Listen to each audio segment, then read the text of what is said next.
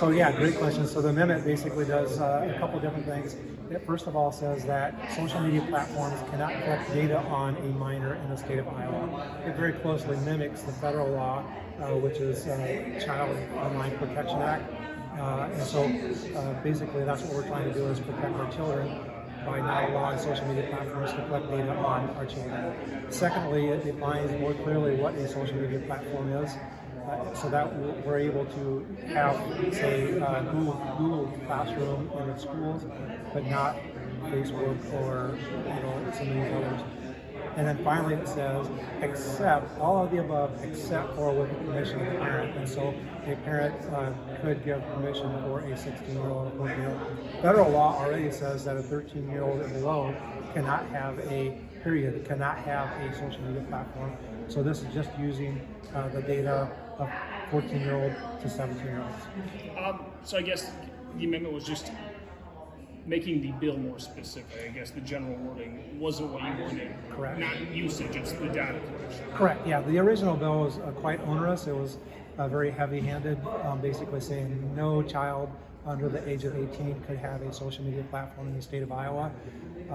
I'm a believer in parents' rights. I believe that parents should have the ability or the right to decide what their child does. And so what we're doing is we're kind of giving another layer of protection for our children that says that a child under the age of 18, 17 to 14 cannot have a social media platform. Those social media platforms cannot collect data on those children, which is really the protection we want anyway, without the permission of the parents. And so if the parent says, hey, my child is old enough, my child has the ability to regulate and do the things that they need to with a social media platform, and they want to give them permission, then that's perfectly fine by me.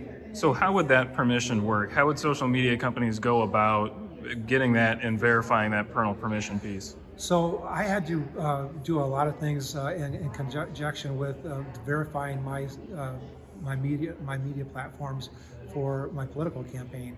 So I had to do some things such as give them my driver's license and various other things. I would envision it to be very similar to that, where a social media platform would develop a process where they're going to identify parents and understand the parents who want to give permission.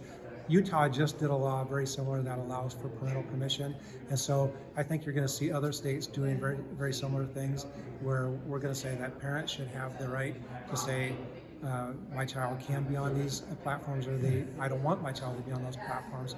Really, right now, a 14-year-old could get a social media platform without their parents' permission right now, and so that's what we're trying to prevent. Yeah. So what do you say to potentially industry groups, the tech industry, who would argue that even with the parental permission piece, that maybe it's still a little heavy-handed, and that maybe a better way forward would be something similar to what California did, and putting in guardrails and saying that social media companies have to have default privacy settings for people under a certain age? That's a very good question, because we did look at that. California's had a law very similar to that for a number of years. Right now they're under a lawsuit for violation of the First Amendment. I'm a believer in rights. I don't want to violate First Amendment rights. I don't want to violate somebody's free speech. So that's what that lawsuit in California is really going down the rails for. And I don't want to be that. I want to be able to say that, let's clarify it to say we're not going to allow social media platforms to collect data on our children. That doesn't violate anybody's rights. If a parent wants to give permission for that child to be on a social media platform, then that social media platform can now collect data on that child. But if that personal information though hinders somebody, someone under the age of 18 from being able to sign up for an account, how doesn't that violate their First Amendment rights? So that's what we're going to have to decide. Right now, the federal government, this is very closely modeled after the federal government's law that says 13-year-olds that cannot have a social media platform, and it's survive challenge.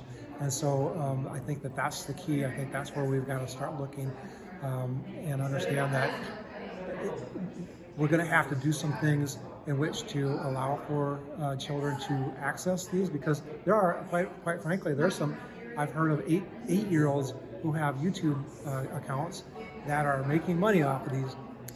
By law, right now, they're violating federal law. I'm sure it's the parents that actually have the account for them. But we've got to be able to, move with the times and understand that as we move with the times, some things have got to give and take. And so that's one of the things that we're trying to do. So do you envision then that this will be amended further, either on the floor or?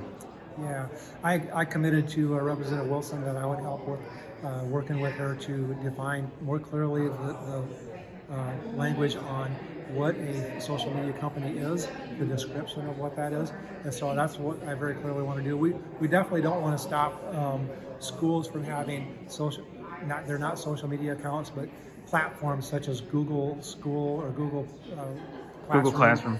And those kind of things, because if we didn't narrow that description down very, very well, that could be caught into the net. We don't want to do that. We want to make sure that we're having a broad enough net that media companies such as Facebook and TikTok and Instagram, those sorts of things are being caught in the net, but things like Google Classroom and those things that are useful that our schools regularly use and that sort of thing are not being caught in that net.